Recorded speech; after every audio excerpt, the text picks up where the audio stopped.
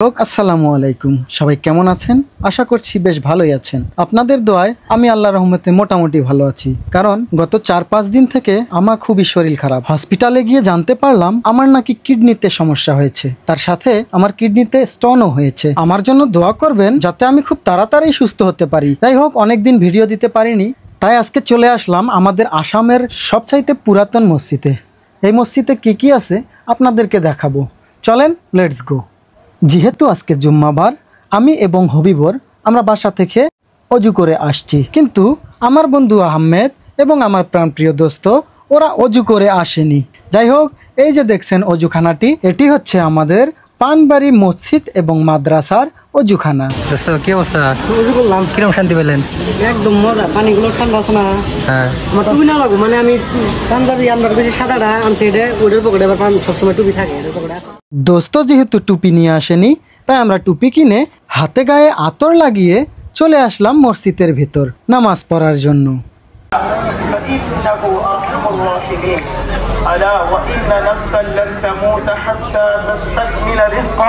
অবশেষে নামাজ শেষ হয়ে গেল। দেখতে পারতেছেন হাজার হাজার মুসলমান ভাইরা এই মসজিদে দূর দূরাফি থেকে নামাজ পড়তে আসে, তাই আমরাও আজকে সবার সাথে নামাজ আদায় করে নিলাম। যাই হোক, নামাজ পড়া তো শেষ হয়ে গেল, চলেন আপনাদেরকে এই মসজিদে আরো কি আছে ঘুরে দেখাই। এই যে মিনারটি দেখছেন, এটি হচ্ছে পানবাড়ি মসজিদের মিনার। এই মিনার থেকেই মসজিদে আজান দেয়া হয়। হয়তো বললেও বলতে পারেন যে মসজিদ যদি, তাহলে এখানে এত মহিলা মানুষ কেন? আগে কারণটা বলে দেই। এখানে মহিলা মানুষ আসার একটি বিশেষ কারণ রয়েছে। কারণটি হচ্ছে এখানে অনেক মানুষ মানসিক করে, মানসিক দেওয়ার জন্যই এই মসজিদে মহিলা মানুষও আসে। এখন আপনাদের দেখাবো এই মসজিদের ঐতিহাসিক একটি কুয়া।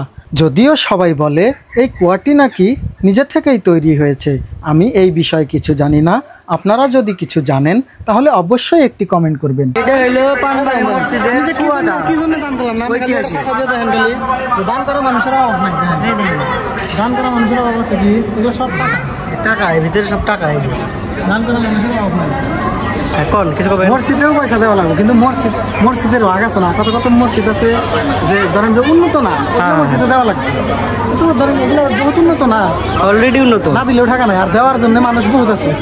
এই দেখেন, এই দেখেন, এবার আরো 3টা মসজিদ বানাবো। এটা মাসে ওঠে টাকা, এই টাকা টাকা টাকা কিনে কিছু নাই। এক একজন এক এক ধরনের চিন্তাধারা করে।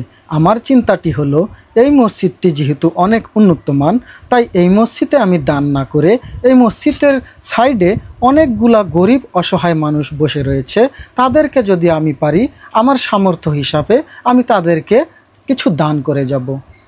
এখানে দেখছেন পানবাড়ি মসজিদের সামনে একটি কুয়ার মতো জায়গা। আমি জানি না এটিকে কি বলে। যাই হোক, এখানকার পানি কিন্তু খুবই ময়লা পানি ছিল। যাই হোক, আমার এই ভিডিওটি যদি পানবাড়ি মসজিদের কমিটির কেউ যদি দেখেন, তাহলে অবশ্যই এই পানিটি পরিষ্কার করার চেষ্টা করবেন।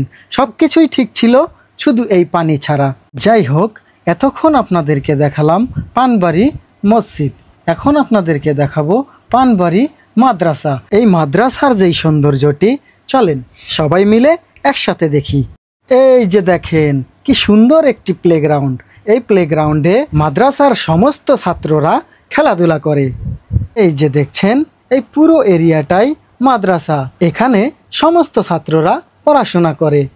এই যে দেখছেন আমার 3 বন্ধু, আর ওদের পেছনেই এই মাদ্রাসার ছাত্রদের জন্য ল্যাট্রিন বাথরুমের ব্যবস্থা করা আছে। আপনারা যদি আপনাদের ছেলে সন্তানদের এই মাদ্রাসায় এডমিশন দিতে চান, তাহলে অবশ্যই পানবাড়ি মাদ্রাসাতে এডমিশন দিতে পারেন।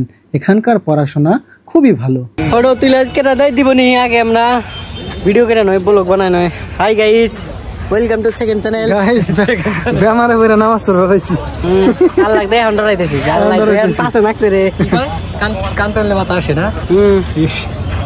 বেমার এসে আন মসজিদে আছে কোন? এই যে আমরা বাম্বারি আইছি, বাবারি এলে বাবারি মসজিদ। বাবারি মসজিদ কাগজ দিছি কেন করে গো? মত বলে খালি মাঝে দিয়ে যাও।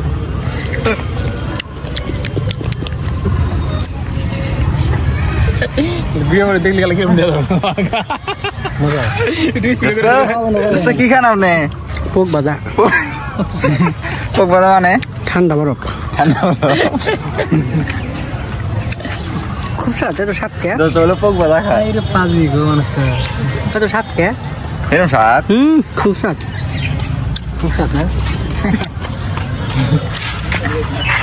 না বিশেষ না খাইলে সাইডে দেখেন কেউ স্বাদ দোস্ত আমার খুবই রসিক মানুষ, তাই কথায় কথায় খুবই রসিকতা করে। দোস্তর কথায় কেউ কিছু মনে করবেন না। এখন চলেন এই মসজিদের সাইনবোর্ডটি দেখি। এই মসজিদটি আনুমানিক 1500 সাল থেকে 1600 সালের ভেতরে নির্মাণ করা হয়েছিল। যাই হোক, আজকের এই ভিডিওটিতে আসামের সবচাইতে পুরাতন মসজিদটি এক্সপ্লোর করার চেষ্টা করলাম। ভিডিওটি ভালো লাগলে অবশ্যই একটি লাইক, কমেন্ট, শেয়ার এবং আমাদের ফলো এবং সাবস্ক্রাইব করে রাখবেন।